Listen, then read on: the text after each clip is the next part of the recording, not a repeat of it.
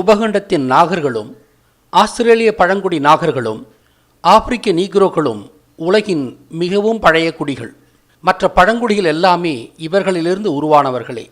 ஆனாலும் இந்த பழங்குடிகள் இந்த பெயர்களால் ஏன் அழைக்கப்படுகின்றனர் என்றோ, இந்த பெயர்கள் எப்படி உருவாகின என்றோ மனித இனம் இன்று வரை புரிந்து கொள்ளவில்லை. இது ஒரு ஆச்சரியத்திற்குரிய உண்மை.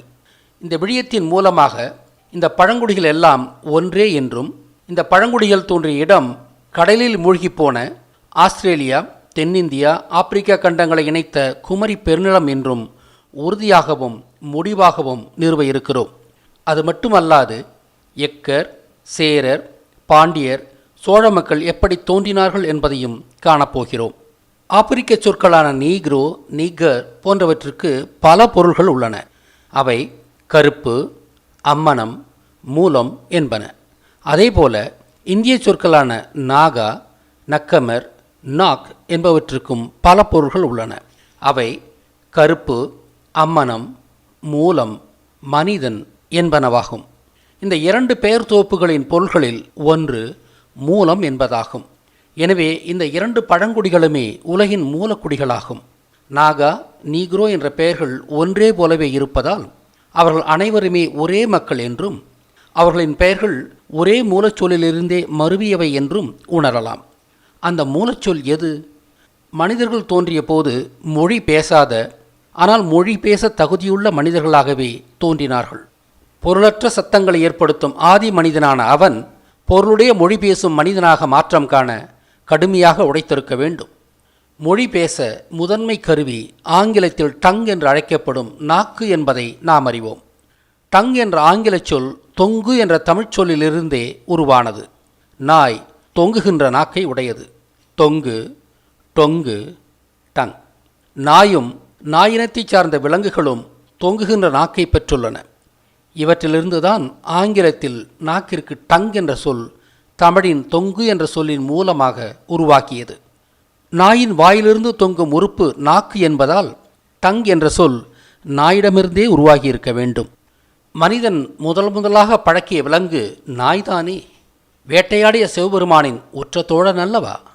ஆங்கில சொல்லாகிய டங் நாயிலிருந்தே உருவாகி இருந்தாலும் ஆங்கிலமும் அதனோடு சேர்ந்த யூரோப்பிய மொழிகளும் சமீபத்திய மொழிகள்தான். இருந்தாலும் டங் என்ற சொல்லிலிருந்து நாம் அறிவது என்னவென்றால், நாக்கிற்கான சொல் நாயிலிருந்தே உருவானது என்பதே. எனவே நாக்கிற்கான ஆதி சொல்லும் நாயிடமிருந்தே உருவாகி இருக்க வேண்டும். எனவே உலகின் முதன் மொழி நாக்கை எப்படி அழைத்திருக்கும் என்று அறிய வேண்டும். நாக்கிற்கான ஆதிச்சொல் எப்படி உருவாகி இருக்கும் என்று அறிய பயணப்படுவோம் வாருங்கள். ஆதி மனிதன் விலங்குகளை அடையாளங்காணவும் பெயர் வைத்து அழைக்கவும் அவை எழுப்பிய சத்தங்களையே பயன்படுத்தினான். சான்றாக காகத்தை அது கரையும் கா என்ற ஒலியை கொண்டு அழைத்தான். கா கா காக்கா, காக்கம், காகம். பசு மாவென்று கத்துவதால் அதை மாடு என்று அழைத்தான். மா, மாடு. வெள்ளாடு எனப்படும் வல்லாடு மேவென்று கத்துவதால் அதை மேசம் என்று அழைத்தான். மே, மேசம். இன்னும் சொல்லப்போனால் விலங்குகளிலேயே வல்லாடுதான் நன்றாக மேயும் என்பதால் மேசம், மேய்ச்சம், மேய்ச்சல் என்ற சொல் வல்லாடான மேசத்திலிருந்தே தோன்றியது. வல்லாடுகளை மேய்ப்பது கடினம். அதேபோல ஒரு நகர மக்களை மேய்ப்பவன் மேயன் அல்லது மேயர் என்று அழைக்கப்பட்டான். இப்படித்தான் இந்த ஆங்கில சொற்களான மேயர், மேஜர் போன்றவை தோன்றியன. மேயர் என்ற சொல்லுக்கு லத்தீனிலோ ஆங்கிலத்திலோ முறையான வேர்ச்சொல் இல்லை என்பதை அறிக. செம்மறியாடு யா என்று கத்துவதால் அதை யாடு என்று அழைத்தான். யாடு. யாடு மேய்ப்பவன் யாதவன். அதேபோல நாய் அது செய்யும் சத்தத்தை வைத்து லொல் அல்லது லொல்லா என்று அழைக்கப்பட்டது. லொல் அல்லது லொல்லா என்று அழைக்கப்பட்ட நாய் காலப்போக்கில் நா என்று அழைக்கப்பட்டது. லொல்லா, நொன்னா, நா. இப்படியாக தான் எழுப்பும் ஒலியிலிருந்தே நாய் முதலில் நாய் என்றே அழைக்கப்பட்டிருக்க வேண்டும். ஆனால் நாயின் அடையாளம் அதன் பகிரங்கமாக தொங்கும் நாக்கு என்பதால் நாய் என்று நாயை அழைத்த சொல் பிற்காலத்தில் அதன் நாக்கை குறிக்கும் சொல்லாகி விட்டது.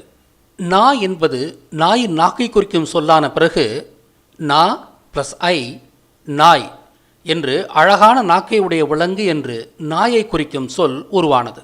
இப்படியாகத்தான் உலகின் முதல் மொழியான தமிழில் நாயை குறிக்கும் சொல் உருவானது.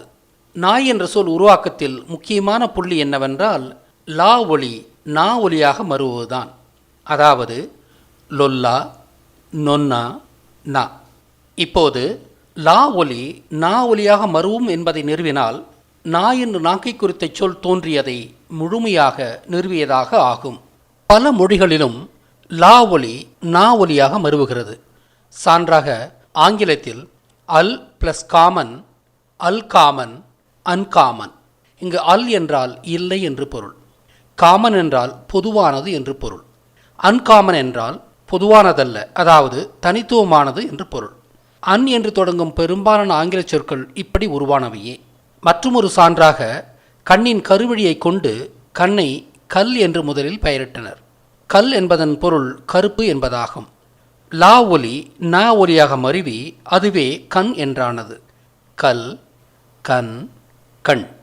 கர்நாடகத்தின் கருப்பு நிற மண்ணை வைத்து அங்கு பேசப்பட்ட தமிழை கல் நடை, அதாவது கருப்பு நடை என்று அழைத்து அதுவே கன்னடம் ஆனது.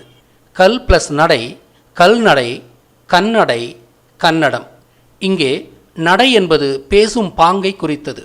இது மதுரை நடை, கொங்கு நடை என்று இடம் சார்ந்த நடைகளைப் போல ஒரு தனித்துவமான நடை. கல் என்பது கர்நாடகத்தின் கருப்பு மண்ணை குறித்தது. இறுதியாக இல்லை எனும் தமிழ்ச்சொல் லா என்று மருவி மீண்டும் சமஸ்கிருதத்தில் நா என்று மருவி பிறகு ஆங்கிலத்தில் நோ என்று மருவி ஒலிக்கிறது. இல்லை, இல்லா, லா, நா, நோ. இதுவரை லா ஒலி நா ஒலியாக மருவும் என்பதை ஆங்கிலம், தமிழ், கன்னடம், சமஸ்கிருதம் என்று பலமொழி சான்றுகளோடு விளக்கினோம். எனவே நாயின் லொல் சத்தத்திலிருந்தே நாய் என்ற நாயை குறித்த சொல் தோன்றியது என்று நிறுவியுள்ளோம். லொல்லா, நொன்னா, நா. நாய் நாவை கொண்டு தான் எழுப்பும் ஒலியால் நாய் என்று முதலில் அழைக்கப்பட்டு பிறகு நாயின் அடையாளமாக அதன் தொங்கும் நாவையே நா அல்லது நாக்கு என்று அழைக்கும் வழமை தோன்றியது. இப்படியாகத்தான் நாக்கு என்ற சொல் தோன்றியது. மனிதனின் தெளிவான பேச்சுக்கு முதன்மை கருவி நாக்கு என்பதால் தெளிவாக பேசிய மனிதன் நாக்கன் அல்லது நாக்கா என்று அழைக்கப்பட்டான். நாக்கா என்ற சொல் இந்தியாவில் நாகா என்றும் ஆப்பிரிக்காவில் நீகா, நீகர், நீக்ரோ என்றும் அழைக்கப்பட்டனர். எனவே நாகாவும் நீக்ரோவும் ஒரே மக்களே. குமரிக்கண்டத்திலிருந்து வட இந்தியாவுக்கு இடம்பெயர்ந்த நாகர்கள் தங்களது கரிய வண்ணத்தை இழந்து மாநிறமாயினர். ஆஸ்திரேலியாவின் வடபகுதிக்கு இடம்பெயர்ந்த நாகர்கள் ஒரே தட்பவெப்ப சூழலால் தங்களின் தோற்ற அடையாளங்களை தக்க வைத்துக் கொண்டனர். ஆப்பிரிக்காவிற்கு இடம்பெயர்ந்த நாகர்கள் அங்கிருந்த சூழலுக்கேற்ப சுருட்டை முடியும் மேலும் கருத்த தோற்றத்தையும் பெற்றனர். அவர்கள் நீக்ராய்டு இனம் என்று அறியப்பட்டனர். இப்போது சற்றே விலகிச் சென்று அவுட் ஆஃப் ஆப்பிரிக்கா கோட்பாடு ஒரு தவறான கோட்பாடு என்று நிறுவிவிட்டு மேல் செல்கிறேன். ஆப்பிரிக்கர்களுக்கு பாண்டு மக்கள் என்று பெயர்.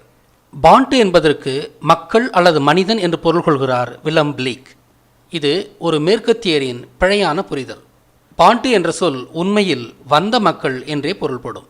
வந்து, பந்து, பாண்டு. ஆக பாண்டு என்பது வந்தவர் என்பதையே குறிக்கிறது. இதற்கு ஆதாரமாக இங்கு காண்பிக்கப்படும் விக்கி பக்கத்தில் பாண்டு என்பதற்கு ஈடாக பல ஆப்பிரிக்க இனக்குழுக்களில் வந்து என்ற சொல்லே இனத்தின் பெயராக இருப்பதை அறியலாம்.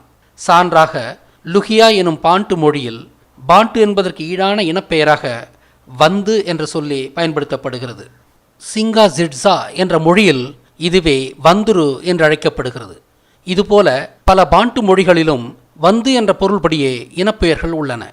பாண்டு மொழி காமரூன் பகுதியில் உருவானதாக நம்பப்படுகிறது. கேமரூனியன் ஸ்பீக் தமிழ் என்று ஏற்கனவே ஒரு விழியம் வெளியிட்டுள்ளேன்.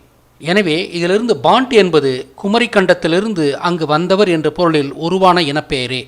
மேலும் மனிதர்களை குறிக்க பாண்டுக்கள் முந்து, மூத்து என்ற சொற்களை பயன்படுத்துகின்றனர். இவை இரண்டும் ஆதி மக்கள் என்று பொருள்படும் முந்தியோர், மூத்தோர் என்ற சொற்களே. மேற்கத்திய ஆய்வாளர்கள் முந்து, பாண்டு என்ற இரண்டு சொற்களும் மக்களை குறிப்பதாக குழப்பிக்கொண்டு இந்த சொற்களில் உள்ள பொதுவான பகுதியான இன்டுவை மக்கள் என்பதின் ஒருமை பொருளை குறிப்பதாகவும் அதை பன்மையாக்கும் முன்னொட்டாக மூ, பா என்ற ஒலிகளையும் கருதினர். மூ பிளஸ் இன்டு முந்து, பா பிளஸ் இன்டு பாண்டு. இது அபத்தம். இந்த இரண்டு சொற்களின் பொருள் வெவ்வேறு. முந்து என்பதே ஆதி மனிதன் என்றும் பாண்ட் என்பது வந்தவர்கள் என்றும் பொருள்படும். இந்த இரண்டு சொற்களும் மக்களை குறித்தாலும் ஆப்பிரிக்காவுக்கு வந்த ஆதி மனிதர்கள் என்றே பொருள்படும். தமிழ் கண்ணோட்டம் மட்டுமே மனிதனின் உண்மையான வரலாற்றை வெளிப்படுத்தும். எனவே ஆப்பிரிக்கர்கள் குமரிக்கண்டத்திலிருந்து வந்தேறியர்கள் என்பதால் தங்களை வந்தவர்கள் என்று வந்து அல்லது பாண்டு என்ற சொற்களால் அழைத்து கொண்டனர். அவர்கள் பேசிய தமிழ் காலப்போக்கில் பல மாற்றங்களை கண்டாலும் அவர்களின் வரலாற்று மூலத்தை தக்கவைத்து கொண்டுள்ள இந்த சொற்கள் மாறாமல் அவர்களின் இனப்பெயர்களாக தொடர்கின்றன. கொய்சான் என்று அழைக்கப்படும் தென்னாப்பிரிக்க நீக்ராய்டு இன மக்களின் இனப்பெயர் கூட தமிழே. வெப்பமான பகுதிகளில் தோன்றியதால் நாகர்கள் தொடக்கத்தில் கருப்பர்களாகவே இருந்தனர். அதனால்தான் நாகா, நீக்ரோ என்ற சொற்கள் கருப்பு என்ற பொருள் பெற்றன. இவர்கள் தாங்கள்தான் இந்த உலகத்தின் முதல் மக்கள் என்பதை உணர்ந்து இருந்ததால் இந்த சொற்கள் மூலம் என்ற பொருளும் கொண்டன. இந்த மக்கள் தொடக்கத்தில் அம்மனமாக திரிந்தவர்கள் என்பதால் இந்த சொற்களுக்கு அம்மனம் என்ற பொருளும் இருந்தது. நாகர்கள் பாம்பாட்டிகள் என்றோ பாம்பை வணங்குகின்றவர்கள் என்றோ பொருள் கொள்ளப்படுகின்றனர் என்று அறிந்தபோது என்னுள் நகைப்பே உருவானது. நாகர்களை பற்றிய இந்த எனது ஆய்வு அவர்களை பற்றி இருந்து வந்த குழப்பங்களை களைந்து தெளிவு கொடுத்துள்ளது. இருந்தாலும் கோப்ரா என்று அழைக்கப்படும் நாகத்தை வைத்து நாகர்களுக்கு பெயர் வரவில்லை என்பதை உறுதியாக நிறுவ நாகம் என்ற சொல் எப்படி உருவானது என்று பார்ப்போம். கோப்ரா என்ற ஆங்கில சொல் எப்படி வந்ததென்று இப்போது ஆய்வு செய்வோம். இந்த ஆய்வை ஏற்கனவே மாசோ விக்டர் அவர்கள் வெளியிட்டுள்ளார்கள். கோ ப்ளஸ் அரவம், கோ ப்ளஸ் அரா, கோபரா, கோபரா, கோப்ரா. கோ என்றால் அரசன், அரவம் என்றால் பாம்பு. எனவே கோப்ரா என்றால் பாம்புகளின் அரசன் என்று பொருள். இதன் தலைப்பகுதி அழகான படமாக விரிவதால் அந்த தனித்தன்மையை வைத்தே இது பாம்புகளின் அரசன் என்று அழைக்கப்படுகிறது. எனவே கோப்ரா என்ற ஆங்கில சொல்லின் வழியாக நாகம் பாம்புகளின் அரசன் என்ற செய்தியை நினைவில் கொள்வோம். இப்போது நாகப்பாம்பு என்ற பெயர் கோப்ராவுக்கு எப்படி வந்ததென்று ஆய்வு செய்வோம். முதலில் பாம்பு என்ற சொல்லின் மூலத்தை அறிவோம். காண்பிக்கப்படும் விடிய காட்சியில் உள்ளது போல பாம்பு மேலெழுவதாலேயே அதற்கு பாம்பு என்று பெயர் வந்தது. இந்த சொல் மேலெழு என்று பொருள் கொண்ட பம்பு என்ற சொல்லிலிருந்தே உருவானது. இந்த சொல்லும் வம்பு என்ற தமிழ் சொல்லிலிருந்தே மருவியது. வம்பு, பம்பு, பாம்பு. ஆங்கில சொல்லான பம்ப் மேலெழு என்று பொருள்படும் பம்பு என்ற சொல்லிலிருந்தே மருவியது. Pump, pump, pump. இங்கே நினைவில் கொள்ளக்கூடிய செய்தி என்னவென்றால் பாம்பு என்பது அரவத்தை குறிக்கும் இன்னும் ஒரு சொல்.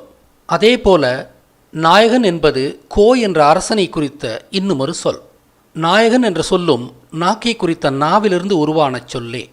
நா ப்ளஸ் அகன், நாவகன், நாயகன். நாயகன் என்றால் நாக்குடையவன், அதாவது பேச்சாளன் என்று பொருள். பேச்சாளர்களே தலைவராகிறார்கள். எனவே நாயகன் என்றால் தலைவன் அல்லது அரசன் என்று பொருள். எனவே நாயகப்பாம்பு என்றால் பாம்புகளின் அரசன் என்றே பொருள். அதாவது கோப்ரா என்ற சொல்லுக்கு இணையான இன்னும் ஒரு சொல்தான் நாயகப்பாம்பு. நாயகப்பாம்பே நாகம் என்று சுருக்கமாக அழைக்கப்படுகிறது. நாயக ப்ளஸ் பாம்பு, நாயகப்பாம்பு, நாகப்பாம்பு, நாகம், நாகா. இப்படியாகத்தான் கோப்ராவுக்கு நாகம் என்ற பெயர் வந்தது. இந்த இரண்டு சொற்களுமே பாம்புகளின் அரசன் என்ற ஒரே கருத்தின் வழி உருவான சொற்கள்தாம். எனவே நாகரின மக்களின் பெயர் பாம்புகளை வைத்து வரவில்லை, இல்லவே இல்லை. நாகம், நாகர் என்ற இரண்டு சொற்களும் நாக்கின் வழி வந்த பெயர்களாயினும் நாகரினத்தின் பெயர் மட்டும் நாக்கு என்ற சொல்லிலிருந்து நேரடியாக கிளைத்த சொல். அதாவது நாக்கு, நாக்கன், நாக்கா, நாகா. நாகர்கள் தமிழர் என்றும் நாகர் என்ற சொல்லின் மூலமும் அறிந்த நாம் இப்போது எக்கர் என்ற சொல் உருவான விதத்தை ஆய்வு செய்யலாம். எக்கர் என்ற சொல்லை இயக்கர் என்று தமிழில் அழைத்தனர். இந்த சொல் தொடக்கத்தில் என்னை குழப்பியது. இவர்கள் எதை இயக்கினார்கள் இயக்கர்கள் என்று பெயர் கொள்ள?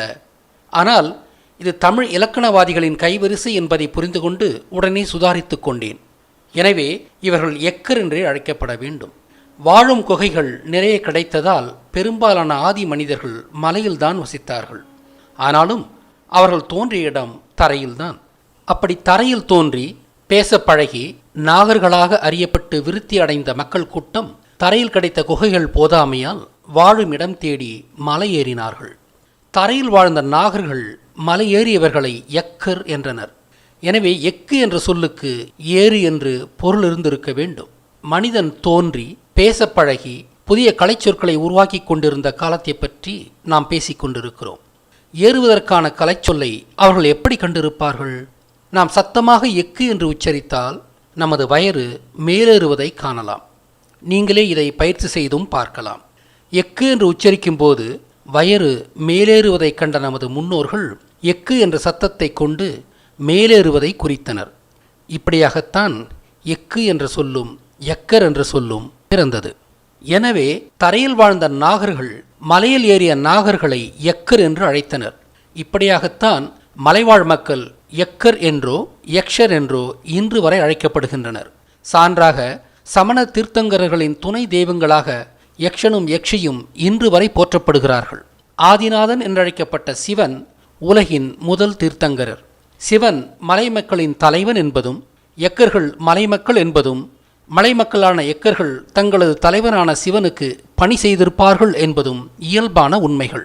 இப்படியாக இன்று வரை எக்கர்களை தீர்த்தங்கரர்களோடு இணைத்து பார்ப்பது ஆதிநாதனான சிவனிலிருந்தே தொடங்கி ஏனைய அனைத்து தீர்த்தங்கர்களுக்கும் கடைபிடிக்கப்பட்டது. தமிழரின் சமணத்திலிருந்து கிடைத்த ஜெயினம், புத்தம் ஆகிய சமயங்களில் யக்ஷர் யக்ஷி இடம்பெற்ற மர்மம் இதுதான். எனவே நீரூழியால் ஆதித்தமிழகம் மூழ்கிய போது குமரிக்கண்டத்திற்கு மிக அருகாமையில் எஞ்சி நின்ற பகுதியான இலங்கையில் வாழ்ந்த நாகர்களும் எக்கர்களுமே இலங்கையின் ஆதி குடிகள். நாகர்களும் எக்கர்களும் தமிழர்கள் என்பது சொல்லித் தெரிய வேண்டியதில்லை. நாகர்களில் தரையில் வாழ்ந்த மக்கள் நாகர் என்று தெளிவாக பேசத் தெரிந்த முதற்குடி என்ற பொருளில் அழைக்கப்பட்டனர். நாகர்களில் மலையில் வாழ தலைப்பட்டவர்கள் யக்கர் அல்லது யக்ஷர் என்று அழைக்கப்பட்டனர். கர்நாடகம் மலைப்பகுதியாகையால் இதன் பழைய கலையான தெருக்கூத்து யக்ஷகானா என்று அழைக்கப்படுவது வியப்பல்ல. தரையில் மனிதன் வாழ குகைகள் அதிகமில்லை ஆகையால் தரையில் வாழ்ந்த நாகர்களை விட மலையில் வாழ்ந்த எக்கர்கள் எண்ணிக்கையில் மிக அதிகமாக இருந்தனர். எனவே மனிதன் முதலில் வாழ்ந்த இடம் மலை என்றே சொல்லப்படுகிறது. ஆனாலும் தரையிலும் மனிதர்கள் ஆதி முதல் வாழ்ந்து வருகின்றனர். அவர்கள் நாகர் என்று தொடர்ந்து அழைக்கப்பட்டனர். இவர்கள் மேய்ச்சல் சமூகமாக வாழ்ந்து வந்தனர். பிற்காலத்தில் மலையில் வாழ்வாதாரம் போதாமையால் எக்கர்களும் தரைக்கு இறங்கி மேய்ச்சல் சமூகமாக மாறினர். ஏறுவதற்கு ஆதிச்சொல் எக்கு என்றேன். ஆனால் காலப்போக்கில் நிறைய புதிய சொற்களும் உருவாகின. அப்படி எக்குவதை குறிக்கும் இன்னுமொரு சொல்தான் ஏறு. ஏறு என்று சத்தமாக உச்சரித்தால் வயிறு மேலேறுவதை காணலாம். தொடக்கத்தில் வெறுமையில் தோன்றி தற்போது 3 லட்சம் சொற்களை கொண்டுள்ளது தமிழ் மொழி. எனவே காலப்போக்கில் புதிய சொற்கள் உருவாகின. அப்படி உருவான சொற்களில் ஒன்றுதான் ஏறு என்ற சொல். எனவே எக்கர் என்று அழைக்கப்பட்ட மலைவாழ் மக்கள் காலப்போக்கில் ஏரர் என்றும் அழைக்கப்பட்டனர்.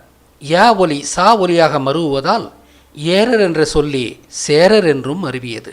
இலங்கையின் மலைவாழ் மக்கள் சேரர் என்று அழைக்கப்பட்டதால் இலங்கை தீவும் சேரன் தீவு என்ற பொருளில் சேரந்தீப் என்று அழைக்கப்பட்டது.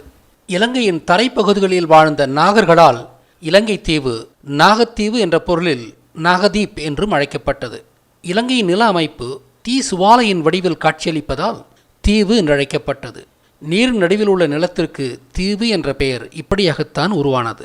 ஆக இப்படியாகத்தான் தமிழகத்தின் மேற்கு தொடர்ச்சி மலைப்பகுதி சேரநாடு என்று அழைக்கப்பட்டது.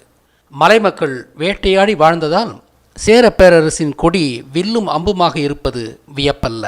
இப்போது பாண்டியர்களின் மூலத்தை ஆய்வு செய்வோம்.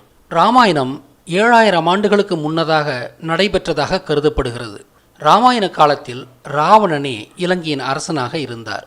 அவர் குபேரனிடமிருந்து ஆட்சியை பெற்றதாக சொல்லப்படுகிறது. நீரூழிக்கு முன்பு மனிதர்கள் வேட்டையாடியும் பெய்த்தும் ஆய்ந்தும் வாழ்க்கையை நடத்தினர். நீரூழி காலத்தில் தோன்றிய முருகன்தான் முதலாக உழவு தொழிலை உலகிற்கு அறிமுகப்படுத்தினார். முருகன் பிறப்பெடுத்த இடம் இலங்கையே.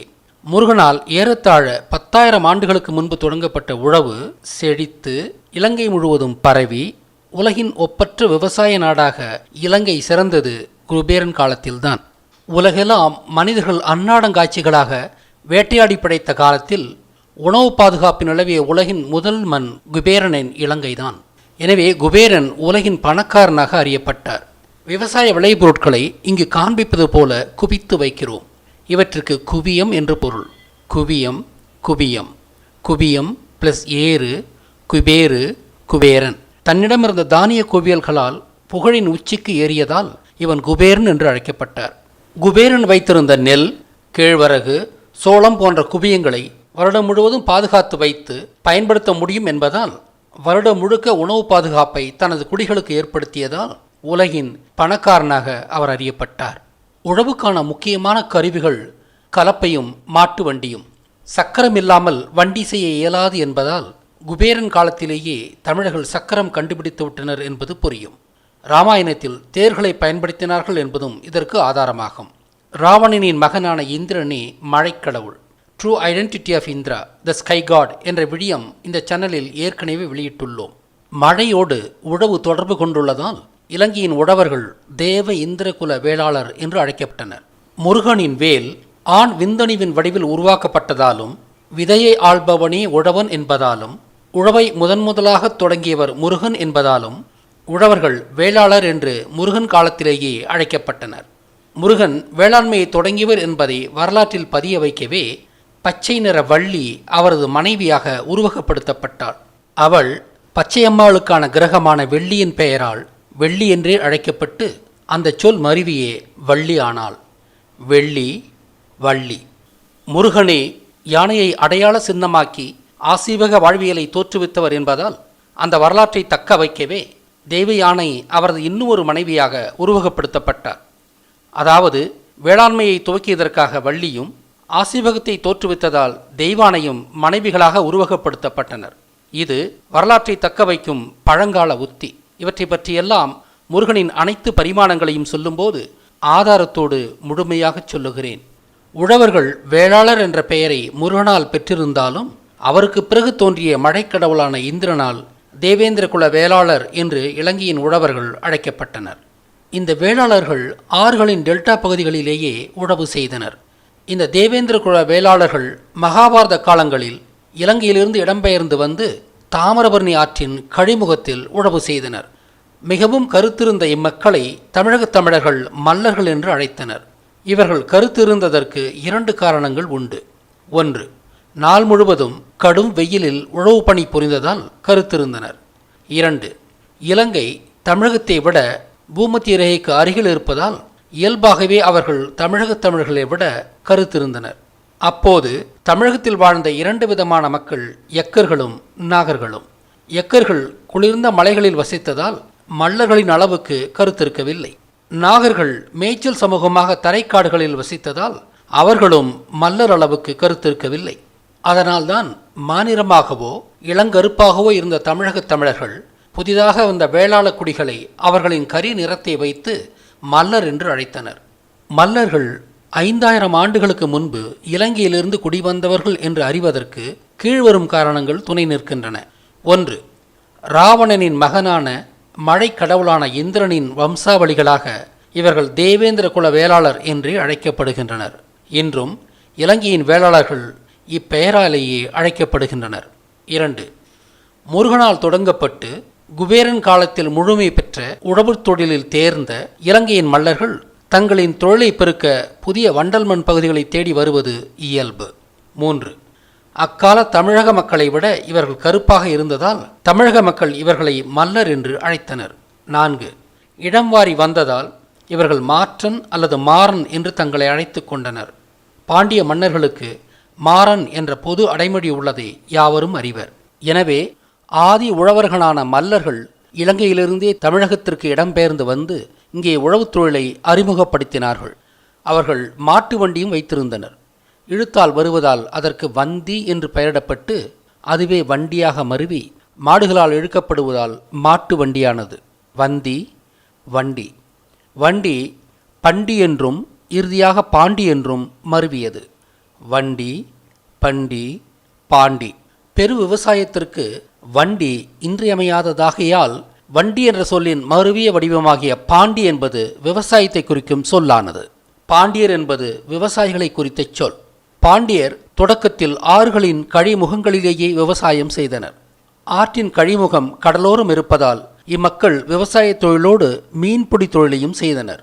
இவர்கள் ஒரே காலகட்டத்தில் 2 வகை நிலங்களை ஆண்டதால் அக்காலகட்டத்தில் வாழ்ந்த கிருஷ்ணன் அக்காலகட்டத்தை துவாபர யுகம் என்று அழைத்தார். துவா என்றால் 2 என்று பொருள். பர என்பது பரந்த நிலத்தை குறித்த சொல். எனவே பரந்த கடலையும் பரந்த பச்சை நிலத்தையும் ஆண்ட மல்லர்களே துவாபர யுகத்தின் பெருமைமிகு மக்கள். இவர்கள் விவசாயத்தையும் மீன்பிடி தொழிலையும் ஒரே காலத்தில் செய்த மக்கள். விவசாயத்தின் கடவுள் பச்சையம்மா, சப்தகன்னிகளில் 3ஆம் அவள். சப்தகன்னிகளை உருவாக்கிய முருகனே விவசாயத்தையும் தொடங்கியவர் என்பதால் பச்சையம்மாள் அவரது மனைவி வள்ளியாக உருவகப்படுத்தப்பட்டார். வள்ளி என்ற பெயர் வெள்ளி கிரகபதியான பச்சையம்மாளை குறித்த வெள்ளி என்ற பெயரின் மருவிய வடிவமே. வெள்ளி, வள்ளி. பாண்டியர் விவசாயம் செய்ததால் பச்சையம்மா அவர்களின் இயல்பான தெய்வமானாள். அவர்கள் மீன்பிடி தொழிலையும் சேர்த்தே செய்ததால் பச்சையம்மாளை மீனாட்சி என்று அழைத்து அவளை 2 தொழில்களுக்குமான தெய்வமாக்கி கொண்டனர். எனவே பாண்டியர்களின் மதுரையில் இன்றும் மீனாட்சி இருக்கும் யதார்த்தமே தமிழகத்தில் துவாபர யுகம் என்ற கருதுகோள் இருந்ததற்கான ஆதாரம். கிருஷ்ணனின் காலத்தில் 5 பாண்டிய அரசுகள் இருந்தன. இவர்களே மகாபாரதத்தில் பஞ்சபாண்டவர் என்று அழைக்கப்பட்டனர். அவர்களின் பொது கடவுள்தான் மீனாட்சி எனப்பட்ட பச்சையம்மா. பச்சையம்மா விவசாயத்தின் தெய்வமாகையால் அவளை தரையின் பதி என்ற பொருளில் திரௌபதி என்றும் அழைத்தனர். தரை ப்ளஸ் பதி, தரைபதி, திரௌபதி, திரௌபதி. திரௌபதி என்பது மகாபாரத பாஞ்சாலியின் இன்னும் ஒரு பெயர். எனவே பாஞ்சாலி, திரௌபதி என்ற சொல்லாடல்கள் 5 பாண்டியர்களுக்கு சொந்தமான விவசாய நிலத்தையே குறித்தது. விவசாய நிலத்திற்கான தெய்வம் பச்சையம்மா அல்லது மீனாட்சி எனும்போது பாஞ்சாலி, திரௌபதி, மீனாட்சி என்ற அனைத்து பெயர்களும் பச்சையம்மா என்ற ஒரே தெய்வத்தையே குறித்தன. பாஞ்சாலி என்பது 5 ஆளுக்கு சொந்தமானவள் என்றே பொருள். 5 ப்ளஸ் ஆளி, ஐஞ்சாலி, பைஞ்சாலி, பாஞ்சாலி. பாண்டியர்கள் விவசாயிகள் என்பதால் 5 பாண்டியர்களுக்கு சொந்தமான விவசாய நிலமே பாஞ்சாலி எனப்பட்டது. பாண்டியர்கள் கடலையும் ஆண்டவர்கள் என்பதால் இரட்டை மீன் அவர்களது சின்னமானது. அதுவே அவர்களின் கொடியையும் அலங்கரித்தது. மகாபாரதத்தில் காடுகளை கொளுத்தி தக்ஷகன் என்ற நாகரின் பகையை அர்ச்சுனன் சம்பாதித்ததாக சொல்கிறது. உண்மை என்னவென்றால் புதிய விவசாய நிலத்தை உருவாக்குவதில் காடுகளை கொளுத்துவது இயல்பானது. இதனால் தங்களின் ஆடுகளின் மேய்ச்சி நிலம் பறிபோவதால் கோணார்களுக்கும் பாண்டியர்களுக்கும் இயல்பாகவே பகை உண்டானது. தக்ஷகன் தென் தமிழகத்தில் அர்ச்சுனன் தீயிட்டு கொளுத்திய ஒரு பகுதியை ஆண்ட கோணார்களின் அரசனாவான். ஆனால் காளைகளை கொண்டிருந்த ஆயர்களும் விவசாயத்தில் புதிதாக ஈடுபட்டதால் ஆயர்களுக்கும் பாண்டியர்களுக்கும் நட்பே நிலவியது. தமிழகத்தில் மாடு மேய்த்த ஆயர்களும் விவசாயத்திற்கு வந்தனர் என்பதை நிறுவும் சான்றே கிருஷ்ணனின் தமையனான பலராமன் கையில் உள்ள கலப்பை. இலங்கையிலிருந்து வந்த விவசாய குடிகள் மல்லர்களாவார். தமிழகத்தில் தோன்றிய விவசாய குடிகள் ஆயர்களிலிருந்தே தோன்றினர். இந்த ஆயர்களும் கடும் வெயிலில் பகலெல்லாம் உழவு பணி புரிந்ததால் நாளடைவில் இவர்களும் கருத்து போயினர். எனவே தமிழகத்தில் தோன்றிய இந்த புதிய விவசாயிகளை வித்தியாசப்படுத்தி குறிக்க கல் எனும் இன்னும் ஒரு கருப்பை குறிக்கும் சொல்லால் குறித்தனர். கல் என்றால் கருப்பு என்பதால் இந்த புதிய விவசாய குடிகள் கள்ளர்கள் என்று அழைக்கப்பட்டனர். இலங்கையின் விவசாய குடிகள் மல் என்று கருப்பை குறித்த சொல்லால் மல்லர் என்று ஏற்கனவே அழைக்கப்பட்டனர். கல், கள்ளர், மல், மல்லர். இந்த கள்ளர்களிலும் பெரு விவசாயிகள் வண்டி வைத்து விவசாயம் செய்தவர்கள் வண்டியர் என்று அழைக்கப்பட்டு அதுவே நாளடைவில் வாண்டையார் ஆனது. வாண்டையார்கள் கள்ளர் சமூகத்தின் ஒரு பிரிவே என்பது எனது இந்த கண்டுபிடிப்பை உறுதி செய்யும் யதார்த்தம். வண்டியர், வாண்டையார். மகாபாரதத்திற்கு பிறகு பாண்டியர்களில் ஒரு பிரிவினர், அதாவது மல்லரும் கள்ளரும் சேர்ந்தே காவிரி கழிமுகத்திற்கு குடியேறி அங்கும் விவசாயத்தையும் மீன்பிடி தொழிலையும் ஒருங்கே மேற்கொண்டனர். கள்ளர்களும் மல்லர்களும் நட்பு பாராட்டி வந்தனர் என்பதற்கு மல்லரான அர்ச்சுனன் கள்ளரின் மூத்தோராகிய பலராமனின் தங்கையை மணமுடித்ததை சான்றாக காட்டலாம். விவசாயத்திற்கு மாறிய ஆயர்குல மன்னனாகிய பலராமனே ஆயர்குலத்திற்கும் மல்லர்களுக்குமான பாலமாக விளங்கினான். அதனாலேயே அவன் சங்கர்ஷணன் என்று அழைக்கப்பட்டான். 2 சமூகங்களை ஒன்றிணைத்தவன் என்பதாலேயே அவனுக்கு அந்த பெயர் இடப்பட்டது. சங்கம் என்றால் இணைப்பது, அரசனன் என்றால் தனக்கான ஆட்சி பிரதேசத்தை வைத்திருந்தவன் என்று பொருள். சங்கம் ப்ளஸ் அரசனன், சங்கரசனன், சங்கர்ஷனா. மல்லர்களையும் ஆயர்களையும் ஒன்றிணைத்ததால் அவர் சங்கர்ஷணன் என்று சரியாகவே அழைக்கப்பட்டான். பாகவத புராணம் யாது, நந்தன் என்ற 2 குடும்பங்களை இணைத்ததால் அவருக்கு சங்கர்ஷணன் என்று பெயர் வந்ததாக தவறாக குறிப்பிடுகிறது. கழிமுகங்களில் வாழ்ந்த பாண்டியர்கள் பல்கி பெருத்தவுடன் அவர்களின் தேவைக்காக மேலதிக நிலங்களை பயிரிட வேண்டிய தேவை இருந்ததால் கழிமுகப் பகுதிகளிலிருந்து நிலப்பகுதிகளினுள்ளே நகரத் தொடங்கினர். இப்படியாக இவர்கள் கடலிலிருந்து நிலத்தினுள் வெகு தூரம் வந்த பிறகு அவர்களால் மீன்பிடி தொழிலை முன்போல செய்ய முடியவில்லை. இப்போது அவர்கள் விவசாய தொழிலை மட்டும் செய்தனர். விவசாயத்தை வைத்தே இவர்கள் பாண்டியர்கள் என்று அழைக்கப்பட்டதால் இவர்கள் தங்களை பாண்டியர் என்றே தொடர்ந்து அழைத்து கொண்டனர். அவர்கள் மதுரையை தலைநகராக கொண்டு ஆட்சி செய்தனர். விவசாய நில திணைக்கான பெயரான மருதம் என்ற சொல் மருவியே பாண்டியரின் தலைநகருக்கு மதுரை என்று பெயர் வந்தது. மருதம், மதுரம், மதுரை. விவசாயத்தையும் மீன்பிடி தொழிலையும் வழக்கம் போல செய்த பழைய பாண்டியர்கள் இப்போது தங்களை சோழர் என்று அழைத்து கொண்டனர். விவசாயத்தை மட்டும் கை கொண்டவர்கள் தங்களை பாண்டியர் என்று அழைத்து கொண்டதால் அவர்களிடமிருந்து தங்களை வித்தியாசப்படுத்தும் மீன்பிடி தொழிலை வைத்து இவர்கள் தங்களை சோழர் என்று அழைத்து கொண்டனர். தாங்கள் கடலோடிகள் என்பதை உணர்த்தும் விதமாக கடல் சோழிகளை வைத்து தங்களை சோழர் என்று அழைத்து கொண்டனர். அவர்களின் தலைநகரம் கடலுக்கு அருகாமையில் இருந்த காவேரி பூம்பட்டினம், தஞ்சாவூர் போன்ற நகரங்களே. இவர்கள் நீரிலும் நிலத்திலும் வாழ்ந்தவர் என்பதை குறிக்க தங்களின் சின்னமாக நீரிலும் நிலத்திலும் வேட்டையாடி வாழும் புலியை கொண்டனர். கவின் கார்த்திக் அவர்களுக்கு நன்றி. சோழர்களின் கொடியையும் புலியே அலங்கரித்தது. இதிலிருந்து பிற்கால பாண்டியர்களும் சோழர்களும் நாகர இனத்திலிருந்து கிடைத்தவர்களே என்பது புரியும். சேரர்கள் எக்கர் இனத்திலிருந்தும் அவர்களும் ஆதியில் நாகர் இனத்திலிருந்தும் தோன்றியவர்களே. இந்த விடயத்தின் மூலமாக நாகர், எக்கர், ஏரர், சேரர், பாண்டியர், மல்லர், கள்ளர், சோழர் போன்ற சமூகங்கள் தோன்றிய வரலாற்றை தெளிவாக படைத்துள்ளோம்.